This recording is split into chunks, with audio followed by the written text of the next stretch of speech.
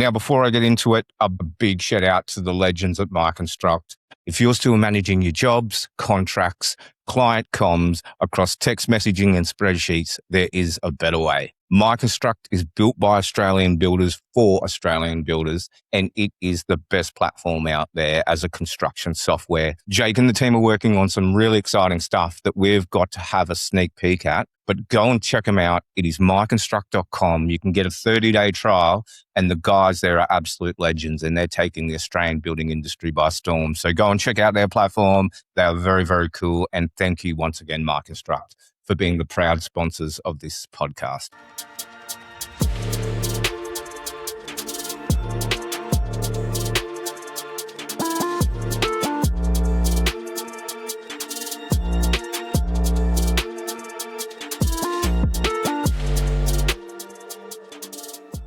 Well, good morning and welcome to the Good Builder podcast. This is a podcast that I have been waiting to do for a few months, actually. And I met this gentleman at a Good Guys event at Australia Zoo. And I actually didn't believe it. I remember walking away from the night and going, I just got talked to by this gentleman. And I was like, that is super cool. My guest today is Rod Gibbs. He's only done about 3 jobs in the construction industry, but he's done it all across those jobs, and he has a wealth of experience. For 10 years, he had his own building company in partnership with another gentleman, Glover Building Group. He then went on to take on Plantation, and as you can see, he was working there from 2014. That brand has only gone from strength to strength. He's just left Plantation, and we're about to drop an exclusive about what is going on now and where he's at. But first of all, I'd really like you to get to know this gentleman, because the chat before the podcast was pretty infatuating, mate, to be honest with you. Like, there's some really cool stuff that he said that we actually had to stop the conversation and go, wait a minute, we need to get this on the pod and we need to start recording, because there were some really cool lessons. So I am super pumped to bring to the Good Builder couch today, Rod Gibbs from, I'm going to say it, Bold Living. Yeah. Woo! So, Rod, mate, it's so cool to have you here, mate. Thanks for having me. Oh, no problem at all. Like I said, I think, for those who don't know, I've been chasing Rod for a few months, but I and then finally got him on here, and I'm so pumped to have him on here. But, mate, let's learn a little bit about yourself. Where did you get into the industry? What started you here? And maybe even the earlier stuff about your life and what you did prior to construction, because that was really interesting. And I think it, for me, after talking to you, it kind of defines who you are, which is a high-performing leader that supports his people. Yeah, so, I'm in my mid-40s. I've lived on the coast pretty much my whole life. I'm from Sydney originally and moved up here quite young. So I've lived on the sunny coast for quite some time. Seen a lot of change over the years as well. Yeah. I sort of left school and then did my time tiling, and then sort of got that under the belt. In the background, I was playing, quite a high level of cricket. So right into my sport, into my fitness and whatnot, I decided to, give tiling away at that point and then take on carpentry. I felt that just a little bit easier on the body at that moment in time. So during that transition period, I was traveling to the UK, playing some semi-professional cricket over there, which was a great experience. Just a good life experience for someone quite young, to grow up. I'm my only child, so not having any siblings. So had to grow up quite quick, traveling on my own and whatnot. Fast forward, come back, work with Glover for 10 to 12 years, myself and Jamie, which, gave me a great insight, doing everything through, doing everything hands-on, building the house to letterboxes, to concreting, to the driveway. And you were a partner in that business. Yeah. So you were running everything around, even the business operations. Yeah, I did. No, I did. So I did my apprenticeship through Glover. Yep. And then as it evolved and we got busier, I sort of took the on-site and was running all the construction side of things on-site. And Jamie and his wife Sharon at the time were sort of doing stuff internally, but doing a wide range of renovations through to, big projects like 1 or 2 homes a year, but gave me a really broad range of what it's like and doing everything from start to finish. And in the background, still playing my cricket, still enjoy a lot of running. I've loved my running and my marathons and a few, done about 11 half marathons. And that just comes through keeping fit. Yeah. For cricket. I had an old coach tell me, you're here. If you want to get to the next level, you need to get fitter. And I was probably quite lazy at the time. Yep. but I was still quite young. But running really changed. It changed me as a person. It changed my mindset. It still is good for me to this day. It clears my head. It's great for my mental health. Yep. It's given me strength, through the hard times, you just refer back to what it's like. And it gets me in some really good routines as well. So that kind of sets the base, I suppose, around team, high performing teams and setting some expectations and commitment to yourself. And then you can kind of bring that into business as well. Yeah. Wow. Well, then what did you do after that? Because you went on and you then went into Plantation and you were running that for a few years post that. But there was a few things that you said actually, Rod, like, I know this is our first real conversation, kind of getting to know each other. We've had, emails and things like that. And we had a quick chat before the pod. But mate, I look at you and I'm like, there's discipline in you. You say you were lazy, but you were, a partner in Glover, professional cricket. The running came on because of a coach giving you advice and saying you need to do that. But it seems like you're always the kind of guy that pulls up the socks and go, I'll do what I have to do to get the job done, which is really like, I know I sound like a psychologist, but I love talking to people like you that have, as I said to you, under that high level in sport. And as we said, there's this likeness of business and sport, and you seem to have brought that sort of sporting mindset into business. Yeah, you can definitely, and a lot of the good leaders that I've learnt on over the years too, have had some sort of success in sport. They don't have to be the captain, but they've been in a premiership winning team or a team that's done well. I left, so when myself and Jamie Glover, we sort of walked aside and then he went his way and I went mine. I was in the stage of my life where starting a young family, I was looking for stability. And obviously Plantation, Henley, been around for a long time and got a great name for itself. And I thought, why not try, that side of things and see how that plays out. So, so I joined the Plantation team, and continued on with my cricket for some time. But referring back to the sporting, I think, for me, it really changed my mindset around, you start doing the things and then you start seeing the results. So, you got to put in the hard work. Yeah. To get what you need to get out of it. But until you actually do the hard work and then you start to see the results, then it just becomes good habits for me. So I started my running. It just started off running, short. And then all of a sudden I was a batsman, for instance. I started having some really good success and having some big seasons with getting a lot of runs. Wow. And it's because I was physically fit. I always had the ability there. And then the marathon side of things got my mental strength, to be able to concentrate for long periods of time. So that it really helped me in my journey through my cricketing. And then with team success, I've had a fair bit of success over the years, but I've played in a lot of different teams. Yeah. And funny enough, the hardest team that I had to lead or captain was probably the team that had the most ability. That's because everyone wanted to be the captain. Everyone wanted to open the batting, open the bowling, do the wicket keeping. Whereas the teams that generally gelled more, whereas, you might have a few 8 out of 10s, a few 6s and a few 5s. And it's all about having some consistency and having a good balanced team to create that success. And, you find the 5 out of 10s are more important, or if not more important than the 8 or 9 out of 10s, because they're the ones that are good for your culture. Mate. They might run the warm-ups. They might, keep the team motivated when the team gets low, although the ones with more ability might get the results. And I've taken the same philosophy into business or into the work environment. Yeah. And, when you've got a successful team or a high achieving team, you've got to have a balance. Yeah. You can't have A graders. You've got to have a bit of everything because everyone's going to bring something different to the table. That is so cool. I love the way you talk about that, Rod, because I'm not getting emotional, maybe slightly, but I don't know why, but I look back on my career, you said reflect on things. And I told you, actually, I had a previous meeting before this, but I was talking to a gentleman about good bosses and leaders that I had. And I was never the highest performing in sport or the highest performing in business. But the bosses that knew my place and knew what I did well, man, I flourished. I remember I worked for Mirvac and sorry to bring it to business, but they got me up there at Underberg when the floods hit just to bring the community back together. I wasn't there with KPIs. It was you're the hype boy. Go hype them up. Get everyone revved up that we're going to do this. I'm going to bring this shopping centre back online, rebuild the the shopping centre and in the region to a degree after the floods. And you got to motivate them to get back in, and we're going to take it to another level when we reopen. And I find that so important, Rod. And you said something before the pod, which you just touched on about, a particular bloke you said in the team that wasn't the best, but he was the motivator. He was the glue. And that was the glue. And you understand that. Yeah. Not many people do, I don't think.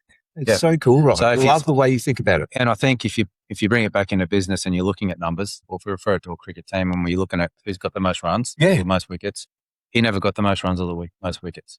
But unless you're a part of that team or that squad, you understand what he brought that is cool to the team.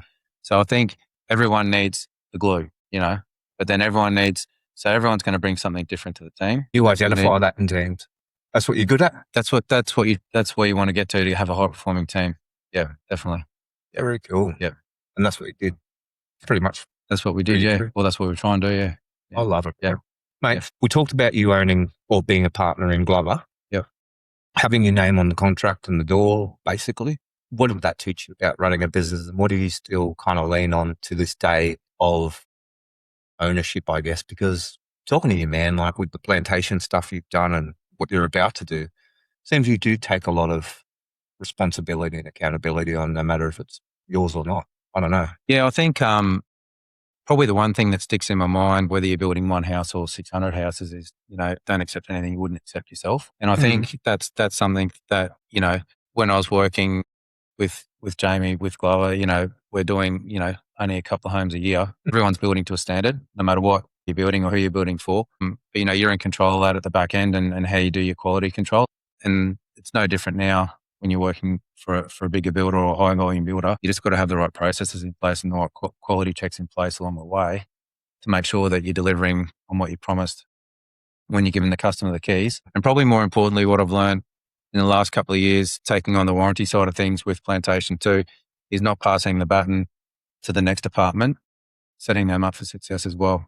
Wow. Because you can hand the keys over and finishing the house is one thing, but from a business perspective, your job's not finished there yet. That back end's really important.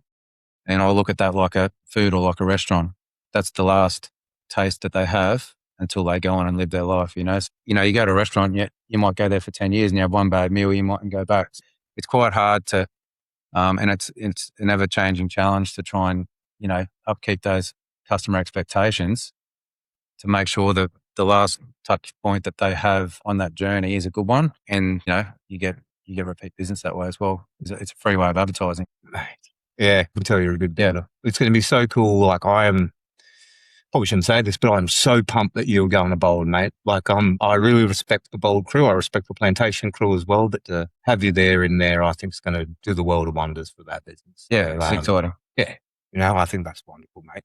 Well, then moving into Plantation and working at that scale, how many homes were you sort of in charge of, and what did you sort of learn working with that volume of building? Because you guys are absolute monsters. Well, look, it's a great business, and they've been strong for a lot of years, and the market really well, and the numbers that they're turning out or have turned out over the years has been really impressive. I think the biggest year we had while I was there, we did about 907 in a calendar year.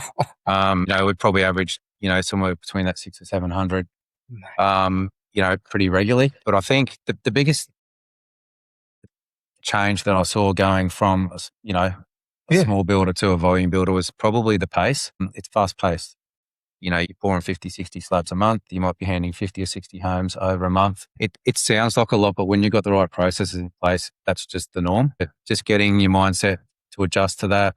I come on board, I picked it up quite quickly, because they've got some really good procedures and processes in place. And then, you find yourself running between 14 and 16 jobs straight away. And you sort of try and get your head around thinking, well, I built 2 a year. Now, how do I build 16 homes a year? But it gets done. It's done. It's just the way it is. And that's just the norm. The right things are in place. So having the right, the right procedures and the right programs and having the right tools to be able to do that, allows you to be able to carry that many jobs and do the things. Yeah. Wow. But in terms of like, what was the biggest change? Yeah. How fast paced it was and how to manage your time. You got to be really critical on how you manage your time, and where to spend time on each job. That would be so important. Yeah, it is. So important. Yeah. Imagine dropping 2-3 slabs a day and I'm 2-3 handovers a day. Yeah. That's mental. Yeah. Like it's enough to send you absolutely mental. So it's quite fast. Yeah. What about process? Are you a very process driven guy, Rod? I'm a big on process. I think, I can kind of see that. I'm not. I am and I'm not. Professionally I am. Yeah. And probably I'm not so much at home. Okay. I set, I'm high on my processes personally. Like I set high expectations for myself. I can see that. I wouldn't expect that for my next team member, or, that's just the way I am. And I feel that's why I've sort of got to where I am. Absolutely. I mean, you can see it. Being quite hard on myself, whether it's, professionally or personally. Yep. That's cool. But to have the right checks in place and processes in place, that's critical when you're running any business, I think. And at the right times. I think, going into the role and working through as a supervisor, through to a construction manager, and then obviously onto the building manager. I never actually envisioned myself running the construction team or being the building manager. We spoke a little bit earlier around, going into a leadership role must have been hard. Yeah. And what would I learn, or what would I do again? It actually wasn't hard for me taking on a leadership role, because I kind of feel like what we kind of spoke about beforehand, I've always set a high expectation on myself to be that person, to not be the captain or be the leader, but if you're not first, you're last. Yeah. I want to do the job or the role to the best of my ability. And if an opportunity comes, they're ready for the picking. If you're making runs every week, and someone drops out, it's an easy choice. Yeah. But I wasn't ambitious. Like I wasn't about the role for me. It was just about setting an expectation for me and doing every job I can to the best of my ability. And I kind of just naturally progressed through. I'd say you should. Over time. Mm-hmm. Where it was like the obvious choice, I suppose, from looking outside in. I love it. I think people lose that every now and again, Rod. I think people forget, like they do. Don't vie for a role. Do your job now and the results kind of come. Yeah. If you know what I mean. That seems to how you think. Natural progression is really important, because you've got to be ready. You've got to be ready to take on the role. Like the best supervisor mightn't be the best construction manager. Yeah. Or the best ops manager mightn't be the best general manager. Each time you work your way up in a business, your role changes. Just because you're good at one thing doesn't mean you're going to be good at the other. And I know one thing, managing people is a totally different ball game to whether it's building a house or, drawing a set of drawings, or, it's totally different. You can take the same philosophy and the same values that got you there, but it is a different ball game. Yeah. What would I do differently? I think a little bit of complacency sometimes for me. If I look back, I got appointed the building manager just before COVID. So I jumped in the role, shit hit the fan. There was a lot of people made redundant. But, the business, or the plantation business, flourished through that period. And it was pretty steady. And it was really steady. Mate, it was one of the steadiest builders. Well, I was watching it because I had Avondale Homes at the time, and I was just getting into the building game, and I'm watching it because I came from sort of volume with GJs, and I was watching who was steady, and I knew Kane Finnick Coral, and I used to call him up and go, and they stayed steady as well because they didn't overstretch themselves. Yeah. And I was watching you and Coral and that, and I was like, how are you doing it? Yeah. So you jumped into that role. I jumped in just before COVID. Holy shit. Yeah. But what I was left with was a really high performing team. We didn't make hardly any redundancies at that moment in time in the construction team. A lot of it was more the front end of the business. But back then, when I look back then, we had 16 supervisors and 3 construction managers. I was overseeing 19 people. And Aaron, they're all A graders. You know what I mean? So everything was just running along really well and really smooth. You're just tweaking things because you got experience, you got tenure within the group. We didn't have to recruit. The construction managers are stable. Yeah. Like it was a really happy, harmonious place with a lot of experience, and everyone was doing their thing. But as time evolved, and then home builder come in, and I talk about complacency, whereas I look at that business now and there's 36 supervisors, 8 construction managers, 3 regional building managers. So you look at nearly a team of 50. So as that's grown over time, the capabilities, obviously diluted down. Yeah. You've got to green a team, whether they're experienced coming on board or not. So there's a lot of learning. And if you do get complacent, you can get left behind. And that's where I think a lot of builders struggle. the moment you sit on your hands in this game and you wait for it to blow up in your face, then you're playing catch up. So Such good advice, mate. I think, continuing to evolve and improve when we were in that sweet spot would have put us in even better stead coming through the construction phase when we were struggling, for trades and people. It's kind of hard though when you don't know what's coming ahead, mate. Like that you was don't the know, world first, wasn't and you don't know what you don't know, right? So yeah, like that was wild. That was a wild period. I can't believe I actually lived through it. Yes, in terms of timber shortages, then steel, then trade, then labour. That's what got me out of the industry, out of Avondale. We ended up I don't want to talk about that, but I just ended up going, this is too hard, really. Yeah. And then, we've got the Olympics coming up now too. So a lot of people have already learned how they got through that COVID period and what they're doing better. So I think, being a bit more open-minded now. What do I know now that I didn't know back then? And how can we do things differently? Nothing's off the table now. Like, let's look at it. What's the benefit? There's a lot of outsourcing going on now, which is, being beneficial for some builders and some suppliers. Scheduling's becoming a big part of what builders are doing. Yeah. Working with scheduling and suppliers, that one point of contact that was starting to work well at Plantation. And I know there's a few other builders going into that space now. Yeah. Going off, capacities and, there's a lot of different things that a lot of builders are starting to do now that they weren't doing pre-COVID, but you don't know what you don't know. And unfortunately, sometimes you've got to make the mistake. But I think the biggest thing is you've got to learn from it. And what are we going to do differently to stop it happening again? Yeah. As soon as you start to react and you're putting the fire out, it's not a good way to run a team.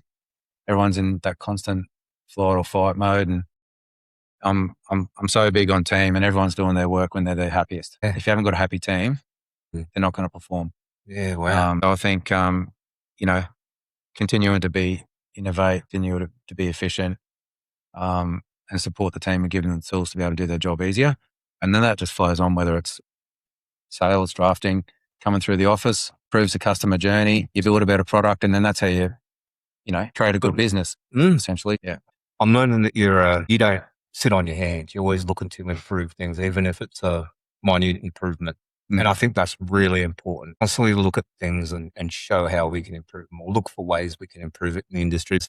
We run around the industry, and a lot of people that are, obviously haven't worked for businesses that you've been involved in, some other good builders too that we know, they're going in the industry to cook. We don't know what to do, but I don't think some of them are really looking at what can you do? What's in your control that you can change to produce a better outcome for your business? I think is how you roll. And I think that's super cool, mate. I think that's so cool. Yeah, I think there's a big thing in what you can control and what you can't control, because there's so many factors outside your bubble or your circle that you can't control. Do you worry about them? I do. Well, I did in my role. You have to, because you got to. Because if that's where that complacency can sometimes kick in. It's outside the bubble, and you need to, have a finger on the pulse there. But with your team itself, you just got to get them focusing on what you can control. Because if you bring everything in, including the outside noise, you're going to have a long laundry list, and you're never going to actually get anything achieved. You're going to have 100 things, 20% done. So let's look at 10 things, and let's, start at the top and work our way through, and worry about it when we need to worry about it. I love it.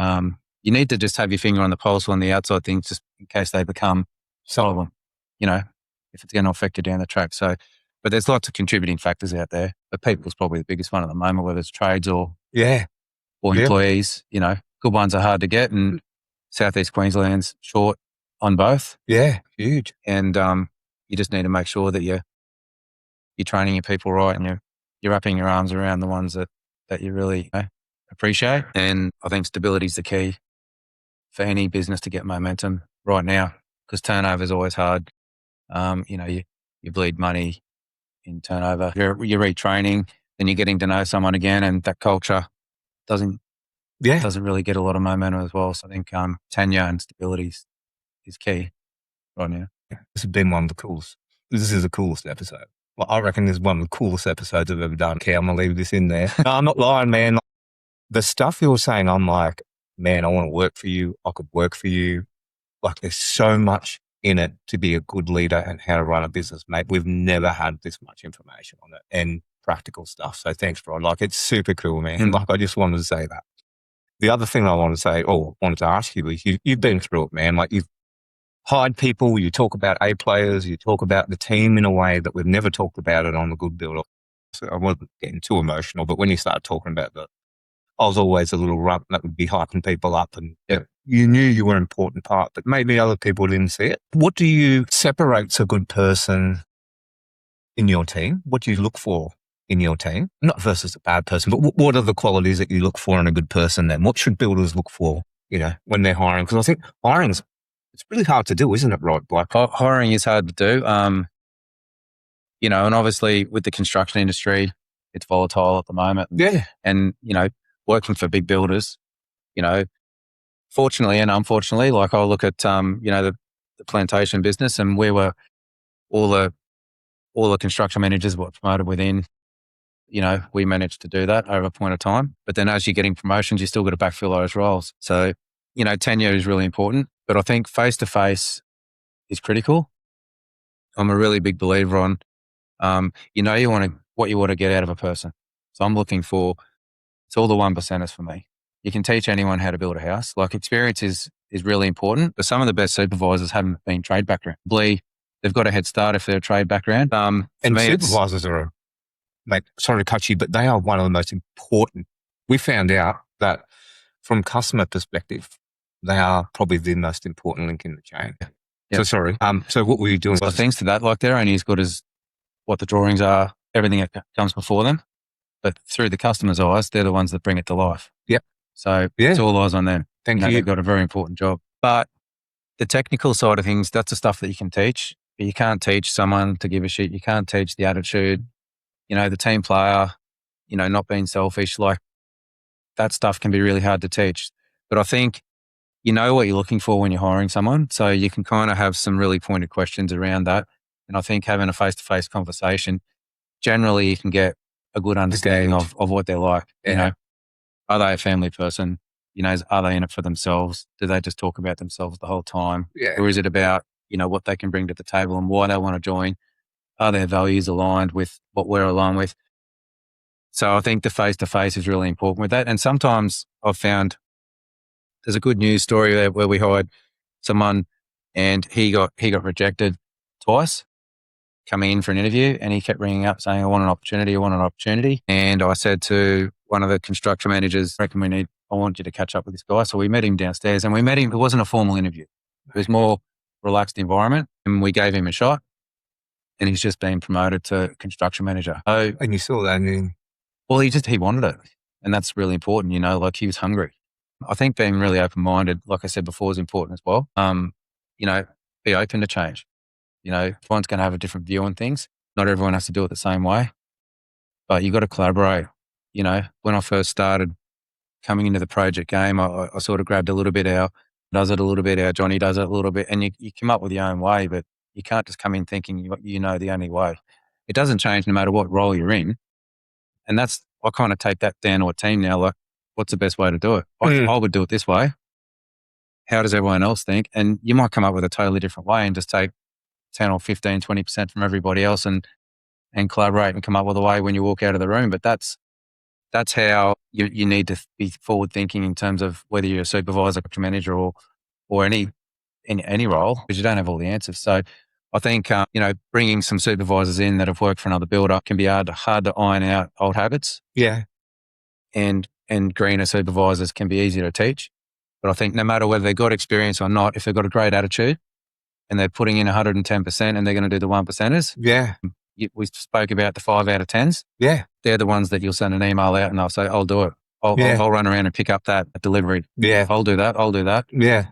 And they're building the best house. Yeah. They're doing all the other things. Yeah. So that's where you still need to have that mix in a team to get it balanced and humming, I think. This is cool. It's really cool. The information that you are giving out to the community is so cool and never so practical. To tell the truth, I was pretty intimidated to interview you because I don't have the technical knowledge you have. I don't have the experience you have. And, you're revered in the industry. And when you came up to me at Gibbs, I was like, Rod just talked to me. And everyone that knows you, but mate, like the way you explain it and you see and the way people talk about you, even as I said, like, you're moving into Bold now and the way that team is so excited to have you there, I definitely know why. But talking about Bold, what do you what are you doing there, mate? What can we break it now? The exclusive on the position you'll be filling, and what it will be. I know you at this moment in time you haven't started the role because we'll be releasing this and pre-recording it and probably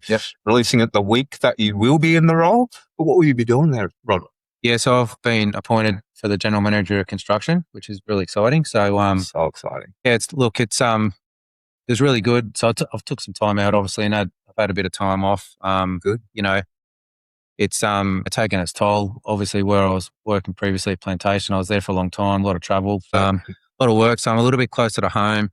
I felt like the change is right. But I sort of met with Brett initially, and there's some other stuff over there that I know as well with Alex and whatnot, which obviously it's good to have some relationships. But absolutely, I'll be heading up the construction team and overseeing the construction, but just as importantly, working with the other managers around. Like I said, how a job comes to site, the condition it's in, hearing and seeing the challenges that the supervisors face, whether it's with any business. I know who has the baton or who passes the baton beforehand, how that affects the team. So it's about pulling it back from the start, getting to know the business. And I'm really big on relationships as well. Like I think, I'm a people person. Yeah. I'm a communicator. I'm like, hey, very good communicator, mate. I've got to say that. Well, let's go nut it out for a coffee. Like we don't have to do it in the office. Let's talk through it, not on the emails. We spoke a little bit before about, turnover and how do you approach, if someone might be struggling or not. My view is, if you've got a good relationship with them and you're checking in regularly, it's not an outside question to say how you're doing. You can generally read the body language as well. I know the relationships that I created over a long period of time where I was previously. For me now, it's, getting in and creating that new chapter. So it's all about team and relationships. Yeah. Super exciting. Because they're the ones doing the things, and the builders building the houses, and the supervisors and the construction managers and whatnot. So it's about how can we, move the cards around, or how can I help support the team? Because I know they're already doing a lot of good things, and they're working on lots of changes, which is really positive. Yeah. So how can I come in and put my spin on that too, and add value to that? Yeah. To help support the team, give them the tools they need to be able to do their job easier, which creates a better customer, and it's better business, at the end of the day. Yeah. That is so cool, Rod. It is freaking, what I get from you is, was it 15 years at Plantation? 13 years? You're a very loyal bloke. I'm loyal. Yeah. And, to your point of, imagine doing, like you said, average of 700, 800, 900 homes a year over that course of 15 years. Of course you deserve a break, but I feel that loyalty is something that's within you, and it would have been probably a struggle to leave Plantation, but you knew the time was right, and then you're moving into another place where you want to bring that loyalty back from yourself and also from the team within it, which I think is super important as well for a builder, because I know this sounds a bit probably wrong, but I have a little joke with myself, with other builders, not Bold, not Plantation, but a lot of builders, and I go into display homes and I say, I'll see you at the next builder. And like 2 years later, you'll see them somewhere else. You remained for 15 years. That's pretty cool. That sort of stuff. Well, relationships keep you there as well. Like, you're loyal to the business. What gets you there is working with good people, right? So, and that's what you drive. Yeah. Well, you can go build houses anywhere, but you can't do it with your Johnnies and with your Nathans, or with your whoever that is. That's when you get the gold nuggets. I think when you've got a really good team, and I love it, and you're collaborating together, and you're sharing personal goals. I'm quite a calm leader. I'm not a yeller and a screamer, and I show a bit of empathy when it's required, and that can be quite challenging for a lot of people as well. But you can't expect your people to come and put their hand up and say, hey, I'm struggling, whether it's work or whether it's personal. If you're not going to have to get up in front of the group, but unless you're going to show some empathy yourself. So I've been quite vocal about, when I'm going through some hard times, and how that's made me feel, or how that's affected me, or so just so the team know, because everyone's got a job to do, no matter what title you've got. So I'm allowed to have a bad day just as much as you're allowed to have a bad day. We're all human. So the leaders aren't invincible and bulletproof. So I think that's really important.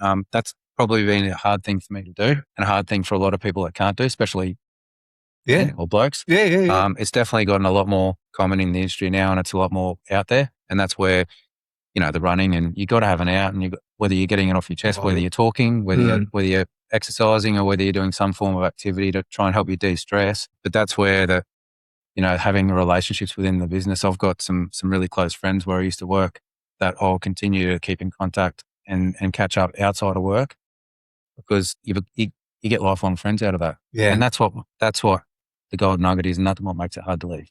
And that's what you want. So I know what good looks like. I know they're doing good things over at Bulb. So it's how can I now bring what I can to the table to help continue to create that on. Man. Oh, I want every builder in Australia to listen to this.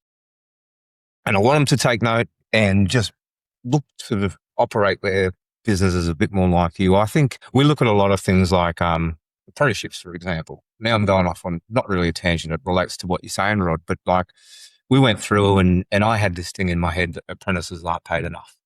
I was like, not paid enough. I went through and talked to a lot of apprentices. We had them on the pod. They're like, no, it's a privilege. We get paid to learn. It's pretty good. And we did a bit of a survey to a bunch of apprentices, a few hundred of them. We're like, why do you want to leave that? You know what it is, Rod? Like what they're saying? Saying it's the culture and the communication, like in what they deem is how we run our industry, like, which I've had maybe I've bumped into the right builders, but I've had a great time in this industry, and maybe I was a bit older or whatever. But you can see that, valuing someone, showing that support, all those things that you talk about all through this podcast. And this is why I think it's one of the most valuable podcasts for builders out there. That's what's going to change our industry, mate. I really reckon it is. We can't do it without the people. Yeah. And it just goes, even with the supervisors, you can't, it's your trades that bringing it to life. And I used to say to a customer when I was a supervisor, kudos should go to the trades. But if you don't treat them with respect and have that relationship with them and make them feel valued, they're not going to come and finish the job off on a Saturday, or they're not going to do the best job to their ability. I think now that, a lot of builders, but a lot of people have lost that touch now, and it's more transactional. I'm paying you to do a job, get in and get it done and get out. The 1%'s not there. There's no extra. They're just doing the bare minimum. And that's where the quality drops and the care factor drops a little bit.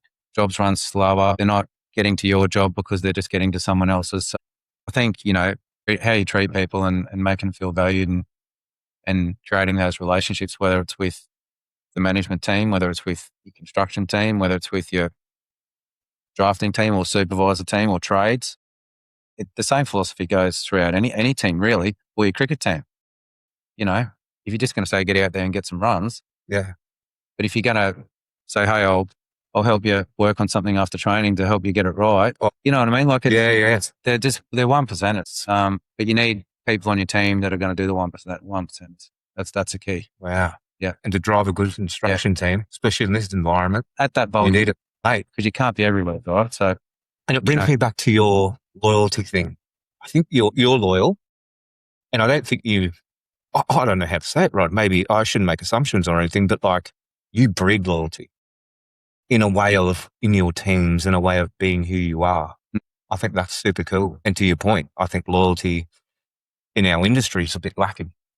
Yeah, definitely. And that more leaders like you, and this is why I'm passionate about this episode, because as I'm listening to you, man, everyone needs to listen to this episode. I think it's got a lot of value in here about how to hold yourself in life, in business, in a building company, to get the best out of people and yourself. It's super cool, man. I love the way you are, man. I love the way you think. I think the key is there, though, and this is really hard to teach. This is what I mean. I can't explain. You do it by leading by example, right? You don't do it because you want people to follow you. It's really. But it's got to when be you in say there, that, it's really nice to hear that. But I'm not doing it to make people follow me. I know. I do it. I get satisfaction out of seeing people succeed. That's what my bucket and gets me up every day. So by doing that, you're getting someone to buy in and wanting to work with you. Exactly. So that's where you need the right people on the bus to be able to get that result. Yeah. But and maybe I'm trying to go, how do people become more like you? Or is it just in you? This is what I'm trying to find. You know what I mean? I know it's a weird question, but like, how you said you lead by example, the stuff you do. Talk to you for, a good hour, an hour before here, and we know each other, and I know of you, and I know people who know you, I know suppliers who know you, and they say the same thing about you. Yeah. But how does that, I think it's not it is something that can be taught. Some people are natural leaders. Yeah. Some people find it quite natural to get up and talk in front of people. Yeah. Some people aren't. I think, but you still have to have some certain qualities to be a leader. Yeah. Like I look at some people over the years or some, and they want to get there. Yeah. And they do all the mentoring and do all the courses, and they do change their behaviors and change their ways, but then they might get a little bit stressed or under the pump, and then they go back to default because your personality, you are who you are. Yeah. You've got to accept that. And you got to know who you are. And you got to know what you're good at and know what you're not so good at or what triggers you. So I do think that, I've seen people change for the better, but I think it's harder to change when you're not naturally that person. Yeah. So I think it comes a bit more natural for me because I'm a people person and I like being around people. Yeah. I love seeing a team succeed. Yeah. And I like seeing them succeed without, it's not about me. It's about seeing them do well. Yeah. Whereas some people just have to work on that and it takes them a bit longer to get there. So, So for the people that it doesn't come naturally to, they're the ones that need to work harder to get there. Yeah. It's like cricket team, right? Yeah. I was the one that had to train 4 days a week in my cricket. Whereas I had another guy to turn up, train once a week and just do it like that every week. But I was down there hitting balls every week to get to that level. I had to put the hard work in, Love it. And it's the same with work. Some people just naturally comes or at school or some people don't study and they're naturally smarter than others. So you've got to really work on what you need to be better at. But unless you're prepared to put the hard work in, unless I started running, changed my mindset, all that stuff, and then it flows on not just work, but life in general. Yeah. Yeah. Oh, this is so inspiring, man. It's super cool. I love it. Other thing, which you're another high performer at, is you are the HIA on the technical committee. You've been on the technical committee for 6 years for the HIA. You see a lot of changes coming in and all that sort of thing. What do you do there, and what are you seeing sort of that the industry is going to be up against in the next few years from that technical aspect? This is where I'm intimidated because I'm not very technical. So. No, I haven't sat on the board for a few weeks now, obviously, and I'll get back onto the board soon when I get back up and running. It's being on the boards gives you a great insight to what's coming. So all the legislation, like NCC 22, all the huge changes came. So being on that committee allowed me to get an insight to what was coming and then deliver that back to the business. And I think it got lost a little bit. We talk about the builders that do it well and not so well. The ones that were proactive and started implementing and putting things in place for 7-star and the changes that came with accessibility and whatnot. So the information's there from the committee, and the HIA do a great job in feeding that out to the builders along with master builders. But I think a lot of builders sit and wait. Is it going to actually happen? But I think by the time it gets to that point, it's going to happen. Too late. So look at Victoria. That's right. Yeah. Like the recent changes in Vic haven't really eventuated in Queensland with the condensation and things like that. So in terms of what's coming, I don't know. There's a lot of huge changes coming. But, I know, going back to the huge changes that we went through back in 22, there was builders scrambling, like literally pulling bathrooms apart for accessibility. We did it really well, or Plantation did it really well at that time. We stopped our displays and actually changed our designs. We wanted to display what was the code, what the code was, rather than, continue on to build and just get the displays open. So I think, being proactive with the changes definitely helps. Whether you're a small builder or you're a big builder, I think it's the same, it's the same impact, because whether you're pulling one bathroom apart or 50, that financial impact's got the same amount to the small guys plus the big guys. So it gives you a good insight to what's coming. It also gives you a good insight to, if they're suggesting some changes and we don't think that, it's going to be beneficial for the industry or it's going to have some negative impact, then, the builders can give some feedback on the committee. There's some suppliers on the committee as well from a supply and install. There's some builders. There's a good mix of, there's certifiers on the committee as well. John Reeves running the chair now. We work really closely with PCG at that moment in time to work out what we need to do. And, you take that feedback back and, it'll go back and forth before it's actually implemented. So you've got an opportunity to try and have it overturned, I suppose, to give it from a builder's perspective, sort of like what you're doing with feedback from the good builder, around, different views on life and building and all things. So it's just good eye opener on what's coming, because when you've got some big changes coming, you want to get ahead of it. And when you've got a large pipeline of work being a bigger builder, You got to get ahead of it 12 months before it's actually going to come to life and come to site, and you got to be ready. So the builders that did it better already, and the ones that sat on their hands and thought, oh, it won't happen, it'll get pushed another 12 months, they got caught out. Yeah. And it affected them big time. Still to this day, I reckon. Yeah. I'm learning more about you, man. Very proactive. I think you're pretty curious. You'll look at things and you'll dig deep and you'll find out what's best. And the other thing I love about you, mate, is, taking your time out to provide feedback for the industry. Yeah. To government and agencies about how we do things and what is practically going to work out there in the real world compared to people, it's going to sound really bad, some people who have never stepped on site. Yeah. And that's, and that's just even bringing feedback from on site, because it's like when, cool, someone draws something and says, this looks really cool. Yeah. And you're like, well, we can't build that. Yeah. It looks good on paper, but you can't physically build it. Yeah. And that happens a lot. Yeah. It works on paper, doesn't work on site, or it doesn't work in the real world. So, it changes. It works up here or it works on the screen, but is that something that's actually going to be practical? And can you build it? You know what I mean? It's the same philosophy when you're running your business between all your departments. Yeah. Yeah. Is a customer going to like it? Yes. Can you draw it? Yes. Can you build it? And you got to tick the boxes. And then when you get to that point, then say, let's offer it to a client. Yeah. And a lot of that's happened over the years with a lot of builders. You've offered something and you can't provide it. Yeah. And then that affects the customer journey and it costs money. The job's on hold. You've got to come up with an alternative. So you really got to get it right at the start. Like I said, right at that front end is just as important as the back end. But unfortunately, through a customer's eyes, supervisors, the most important job through their eyes because they're bringing their dream to life. Yep. And they'll be the one who is responsible for whether it comes to life. Yeah. And the reason I wasn't laughing or anything, but when I had a little smirk on my face was, again, I don't want to talk about Avondale Homes, but our leading design that used to get us all the leads and everyone wanted to build was unbuildable. Yeah. Totally unbuildable. Yeah. And we found out and we tried to bring it to site. And did we get some kickback? So very interesting. Yeah. And again, a very good lesson from you. Make sure builders out there have their front end sorted. They know what they can do. Tick those 3 boxes, customer and all that stuff. And can you actually build it? Time's money, right? Yeah. Whether it's time on site, whether it's time through the office, whether, cash flow. Time through the office, the customer's renting longer. It affects their journey. The job gets put on hold. Their experience is hindered. Without the customer, you got nothing. You haven't got a business. So as challenging as it can sometimes be, there's more out there now. There's more on social media. There's more available to them. There's a lot of independent inspectors coming in now, which, for the good and the bad, it brings the trades that aren't up to speed, brings the standard up, but it's more time. The supervisor's life now is a lot harder than what it used to be. A lot more tasks involved there. So when I talked back in 2016, 2017 with 16 supervisors, their task was back then compared to right now. Their workload's doubled. I didn't know. I'm not in that space. Really doubled. What they're doing day to day has doubled. So you continue to add more tasks onto a supervisor.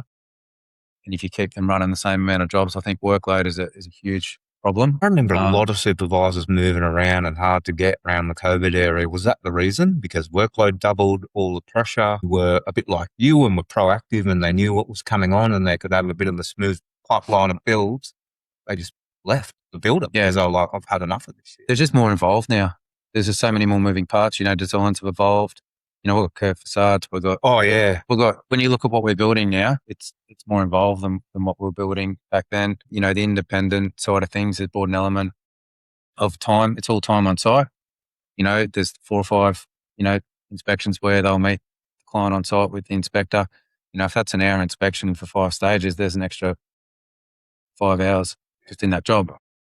So, you really got to look at what the tasks are and when you look at how the role has evolved over time to what they're currently doing now, to what they were doing back then. And you've got to take that into consideration now. And I think, and you learn from your mistakes as well. And a lot of builders don't. And that's why you get a bit of burnout. What can we do internally now to take off responsibility from the supervisors in the likes of scheduling, whether it's scheduling out with suppliers or forecasting with suppliers or frames or slabs or kitchens or whatever that looks like, to help reduce that workload and work a little bit smarter to try and allow the supervisors to be as efficient as they can.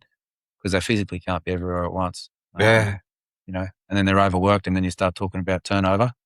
So they're the little things I think that we need to be a bit more open-minded to try and, keep the team together. I'm learning so much. We lost a good supervisor, and now he's got his own business up here, Russell. I bumped into him the other day, just out of the blue. And he used to be part of the same building company, and we lost him, and he's firing away up here. Yeah. And we lost a good person because we did not do that. Yeah. And that's where you need to know your team. Yeah. Like you talk about, losing a good supervisor or a It's good good, bloke. man. And when you got a good supervisor and a good bloke, and which is what you want, that's where you want our interest to be, or where you want your pinnacle to be. Because I know a lot of supervisors that could go and do that every day of the week. They just like that, having that job security. So you need to make sure that you're giving them what they need. And everyone's a little bit different. Some supervisors love a phone call a day. They want to bounce off and collaborate. Some just like to be left alone. It's working out what makes everyone tick to get the best out of them. And then you find yourself, you're not just focusing, you don't want to focus on the number, right? It is all about the numbers at the end of the day. Everyone's got to run a business, but you want to try and get the most out of your team. We're saying, we've got to build them in this time or under this budget. If they're happy and you give them the right tools to do their job and they've got a good process to follow, the numbers kind of take care of itself. And that's a really fine balance as well, especially when you're not hitting the numbers. Like, what's causing that? What do we need to do to change it? I think the how, and that's what I've learned as well over time, how you approach the change is critical to how it's received, to make them feel like you're actually giving them the tools to be able to do their job more efficiently without saying, you need to do this, Aaron, you need to build them quicker. Yeah. Because if I come to you and say, hey, I've been working on this, how about we do this? And you're like, oh, that's a great idea. And you're pulling the time out of the job. I haven't even just told you that you're going to build them quicker. I've already worked out how you're going to do it. So you think I'm making your job easier. And my reward for that is you're actually building it quicker. So giving them the tools and being the right leader. Yeah. So that's really important. You're phenomenal, dude. Like, real phenomenal. I am so happy you're involved because I've got a lot of respect for those guys and I really like them. And I can't wait to see what you guys do over the next 5 years, especially with that flashy new office and things like that. I think it's all just come together beautifully for that company. So I am very happy about what's going on. And even though I shouldn't have an opinion, but I do. Anyway, my last question for you, and I could talk to you all day, mate. Like, I am just sitting here absorbing stuff. And we're going to have so much content that comes out of here. And thank you so much for it, because we're going to share, if you don't mind, Rod, a lot of your opinions and your mindset, the way you think about things to our community, write a few articles. As I said, this has probably been one of the most informative, practical bits of advice of a podcast that we've ever done in terms of how to run a proper construction business and do it well. Because, as I said, we do a lot of research around the customer, and the number one thing right now is a supervisor in construction and that communication, and how they perform. That is what will make or break a building business in the customer's eyes. And we've never had someone that's been able to come on here and explain it so easily, not easily, and what you should look at. Appreciate everything that you've done for us. But my last question for you, Rod, is, mate, we're called the Good Builder. What do you think makes a good builder? We've touched on a lot of what I think makes a good team, and obviously to success and being, high performing team. The three things that I think we need to continue to focus on, no matter what you're working for, what you're doing, is quality. And obviously the quality of the build, the quality of your drawings, estimating. It's such a strong, across all the departments. Taking that deposit. What's the quality of the paperwork before you pass it on through the office? The next, the quality, and that just, enhances the customer. That's huge. Making the customer feel like they're part of the journey and having a good customer journey. And communication. Communication's key. And it doesn't have to be talking to the customer. It's like, don't sit there and send an email to Johnny over there. Just get up and go talk to him. Everyone needs to talk more. And you get the body language and you start forming relationships. So I think face-to-face is key. And that's when, you start supporting each other and you start building a good culture. So I think they're probably like the three key pillars, I suppose, into making a good business or a good builder. But obviously I've emphasized a lot on team. You can't do it without the people. And, the way I would look at it is, or, we spoke about getting the perfect person on the bus, is we'll go back to a cricket match, and I'd much rather go out there and get a duck and win. Whereas the other guy would rather go out there and get 100 runs and lose, because he's in it for himself. So that's the kind of philosophy that I always look down on my team. I want them to succeed. Yeah. That means I'm doing my job. Yeah. But I'm really excited. Obviously one chapter's closed for me. Yeah. And then a new one's open. I've taken the time. I'm really excited to join Bowl. I'm excited. And work and collaborate with the team over there, to look at, working to improve and making Bowl the good builder, so to speak. So, and the people of choice. So, they're working on a lot of good things, and I can't wait to get my hands dirty and get stuck in. Yeah. Well, I gladly label you a good builder, mate. I would gladly give up this chair for you because I think you do it, mate. I really do. I really do, Rod. Mate, this has been the most informative, the most well-rounded podcast that we've done in terms of becoming a good builder and serving your customers well. It's pretty much everything we're trying to inform people about, to be honest with you. And then we talk about the external stuff that we talked about too, or the government policy and that. Yeah. The things you can't control. Exactly. But what you have just done today is talked about all the things a builder can control and do it well to become a good builder. I am so grateful that we have chatted after all these months. And why the hell did we do it earlier? We're both local, so yeah. I know. So, mate, you're going to be on again if you don't mind. We'll catch up with you in a month or two time and find out how Bold's going. And I said to you, I've got a bit of an invitation to check out your new office. So I'll be down there and, mate, you'll be damn sure I'll be knocking on your office door and going, hey, Rod, this pod was number one, first of all. And I want to do another one to have a bit of a chat and see what's going on down there. But, mate, to be honest with you, that was fucking phenomenal. Oh, it's awesome. I'm just sharing life experiences, and I've been lucky enough to have some, great mentors along the way. We wouldn't be anyone. There wouldn't be anything without people like you, man. This is exactly what I wanted to do. It's a great chat, and I've followed it for some time. Oh, thanks. Thanks for having me on, and I appreciate it. Thanks is all ours, mate. Yeah, thank you. You're a legend.